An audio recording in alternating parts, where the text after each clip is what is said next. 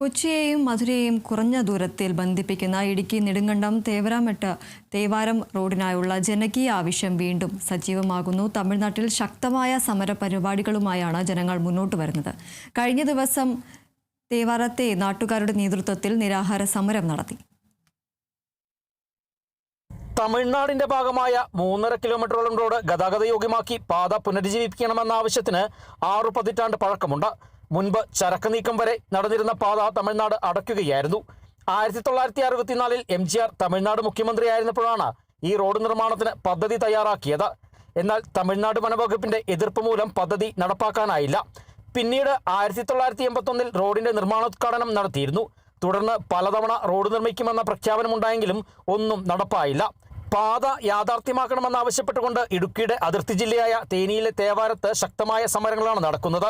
കഴിഞ്ഞ ദിവസം കടകൾ അടച്ചുകൊണ്ട് പ്രതിഷേധിച്ചിരുന്നു. കഴിഞ്ഞ ദിവസം 12 മണിക്കൂർ ഉപവാസം നടത്തിയാണ് തേവാരത്തെ ജനങ്ങൾ പ്രതിഷേധിച്ചത്.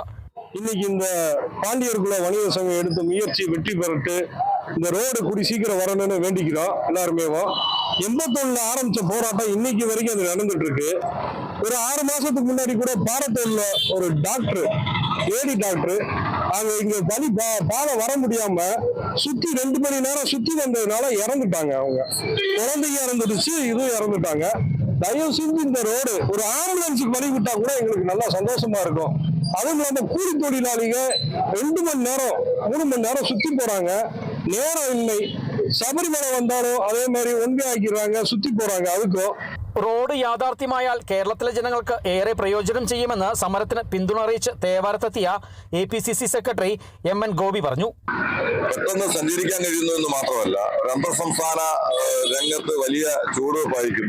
അന്തർസംസ്ഥാന ബന്ധത്തിൽ വലിയ ചുവടുവെപ്പായിരിക്കും തേവാരമെട്ട് റോഡിന്റെ നിർമ്മാണം. 4 കിലോമീറ്റർ റോഡ് നിർമ്മിച്ചാൽ ഇവിടെ നിന്നും നമുക്ക് കേരളത്തിന്റെ തമിഴ്നാട് അതിർത്തിയിൽ എത്താൻ കഴിയും. ഇന്ന് കേവലം 4 കിലോമീറ്റർ ദൂരം റോഡ് പണിയുന്നതിന് വേണ്ടി 4 പതിറ്റാണ്ട് കാലമായി ഈ നാട്ടിലെ ആളുകൾ സമരം ചെയ്യുക. ഇനി തമിഴ്നാടാണ് ചെയ്യേണ്ടത്. 40 വർഷക്കാലമായി ആളുകളുടെ ഒരു ആവശ്യമാണ്. അതുകൊണ്ട് അടിയന്തരമായി തമിഴ്നാട് സർക്കാർ, തമിഴ്നാട് PWD വകുപ്പും തമിഴ്നാട്ടിലെ വനം വകുപ്പും അടിയന്തരമായി നടപടി സ്വീകരിക്കണം.